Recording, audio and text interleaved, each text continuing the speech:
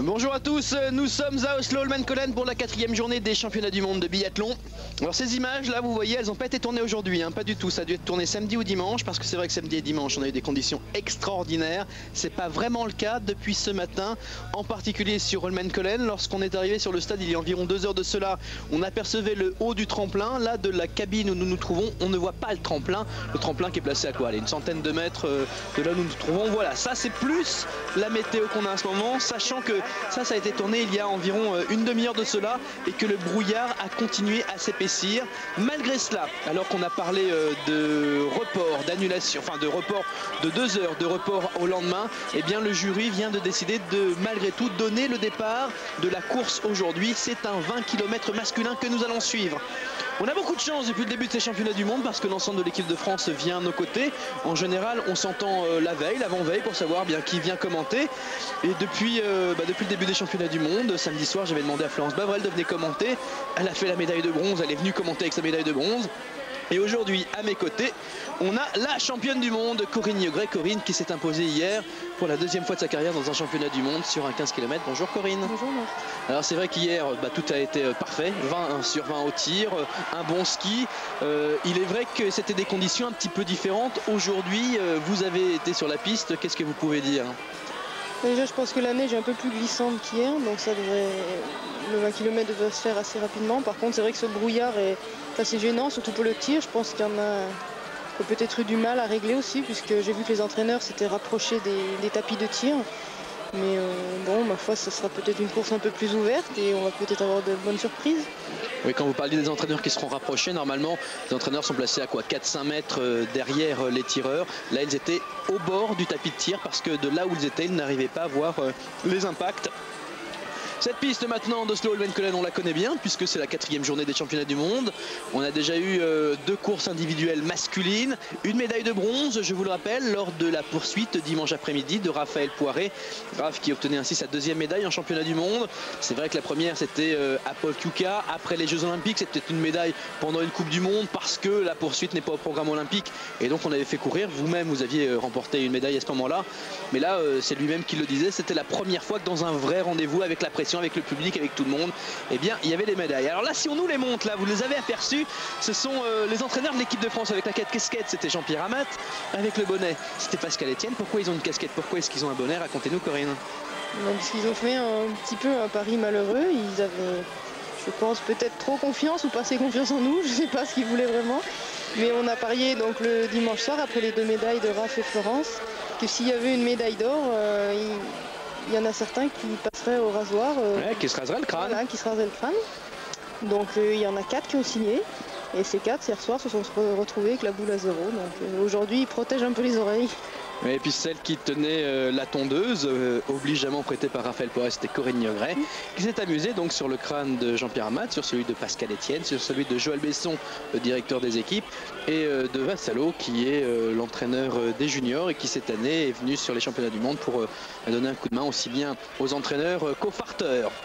Le départ va être donné dans un instant, ils sont 93 au départ, une course, le 20 km est toujours très ouvert, c'est toujours une course où on peut avoir des surprises, on en a eu en début de saison, on y reviendra avec des Ukrainiens qui nous avaient un petit peu étonnés, il faut le dire. Et c'est vrai que sur un 20 km, tout peut arriver, vous le savez, il y a quelques 20 balles, 24 passages au tir et à chaque faute, c'est 1 minute de pénalité, c'est énorme. Le moindre souffle de vent au moment où on lâche la balle est déviée d'1 millimètre et c'est une cible qui ne tombe pas. On peut avoir d'énormes surprises. Aujourd'hui, le brouillard s'en mêle. Autant vous dire que c'est très ouvert. On espère malgré tout que Raphaël Poiré, vainqueur du 20 km de Pokljuka, pourra faire aussi bien que Corinne Niegret hier.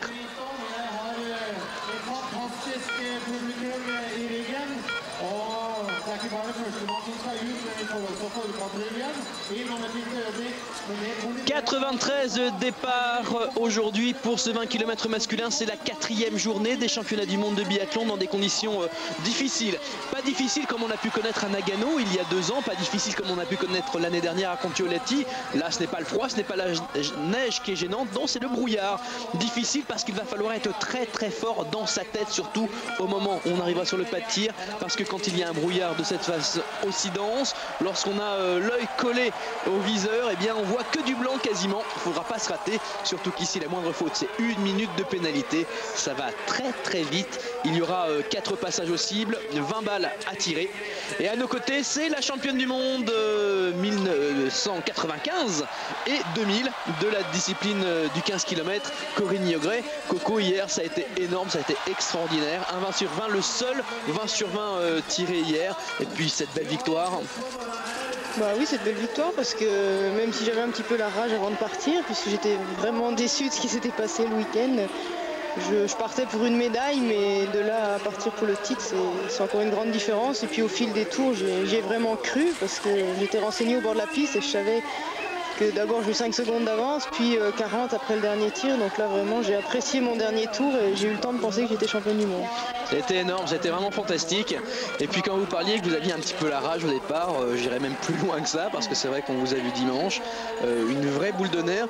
Mais il y a peut-être eu un petit élément qui est venu vous donner un coup de main, c'est que lundi soir Gilles Marguet, votre ami, est venu vous rejoindre.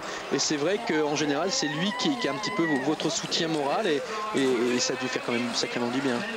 Bah c'est vrai, en plus lui il venait de faire sa transjurassienne, il en avait bien bavé, donc il est monté lundi soir il était là et c'est vrai que pour moi j'avais un petit peu craqué après ces 2 jours de course du week-end et là ça m'a fait du bien, ça m'a bien remonté le moral pour ces courses. Eh bien, on souhaite que ça se passe aussi bien aujourd'hui. L'année dernière, il y avait une tradition au sein de l'équipe de France. C'était lorsque Raphaël Poiret faisait une bonne perf, Corinne Niogret faisait une bonne perf juste après. Et inversement, hier, Corinne Niogret a remporté la médaille d'or lors du 15 km. On espère que Raph puisse faire aussi bien. Je vous rappelle que le Français est porteur du dossard jaune de leader de la Coupe du Monde. Je vous rappelle également qu'il a remporté cette année l'un des 2 20 km disputés, celui de Paul Juka, le 2e. Une victoire grâce à un 20 sur 20. Et lors du premier 20 disputé, à savoir le 20 d'Orfilsen, il avait pris la 10e place avec un 19 sur 20. Et c'était le Norvégien Ole Einar Bjørndalen, actuellement 2e du classement provisoire de la Coupe du Monde, qui s'était imposé, là encore, avec un 19 sur 20. Ole Einar Bjørndalen, eh bien, qu'il faut suivre, bien évidemment, puisqu'il fera partie des favoris. Les favoris, on en a pas mal, surtout aujourd'hui dans ces conditions.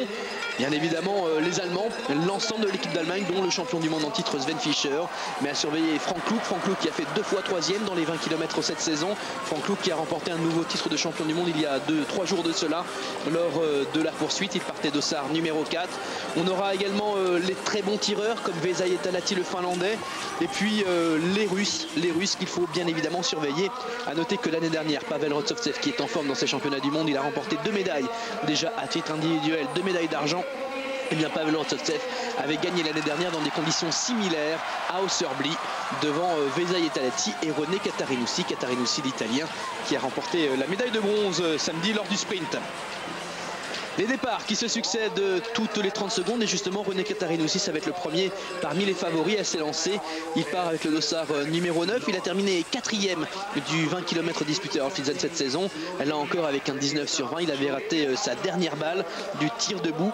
Et puis on aura ensuite Vesa Jetalahti, dossard 20, Sendel 27, Poiret 29, Saturine 33, Andresen, et on est obligé de le mettre dans les favoris, même si aujourd'hui sur un 20 on voit pas bien ce qu'il pourra faire, parce que s'il fait moins de 3 fautes, ça sera déjà un sacré exploit pour lui. À surveiller également bien les rapides, Gredler, Drachev.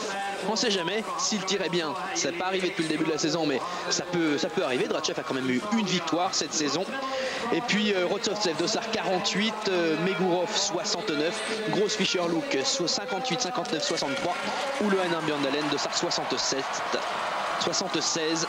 René Catarinoussi s'élance, ça sera l'un des temps de référence à surveiller bien évidemment. Nous ne sommes qu'au départ de ce 20 km. Autant vous dire que rien n'est fait. Raphaël Poiret s'élance, dossard numéro 29. A tout de suite.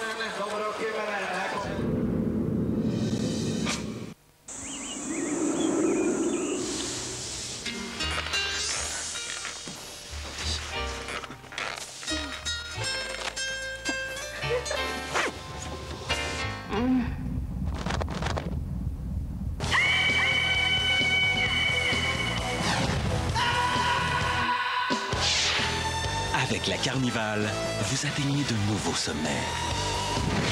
Avec Kia Carnival, vous êtes toujours gagnant.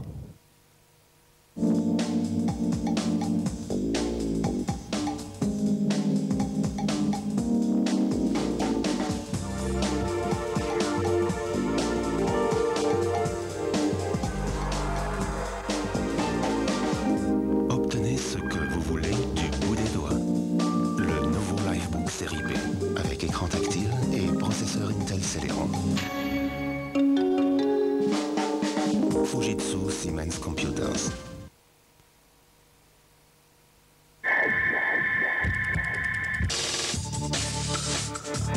Au masculin, c'est la 4e journée des championnats du monde de biathlon de l'an 2000 à Oslo-Holmenkollen en Norvège.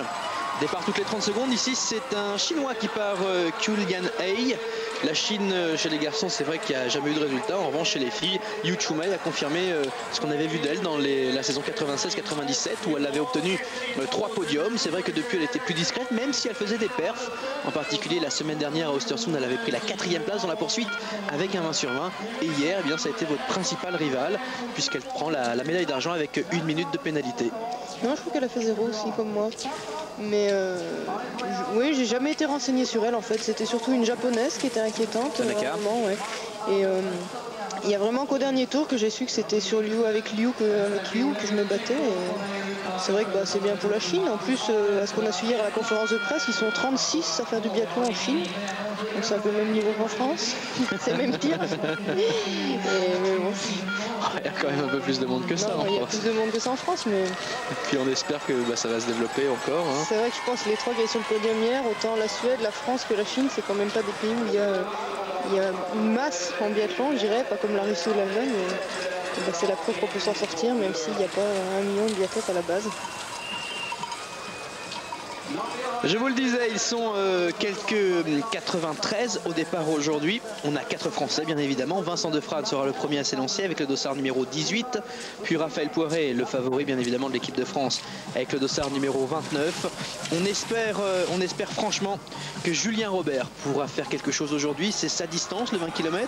Julien s'élance avec le dossard numéro 56. Cette année, il a obtenu le meilleur résultat de sa carrière en terminant 7e de la poursuite d'Orflitzen. Il avait fait un sans faute, un 20 sur 20 ce jour-là.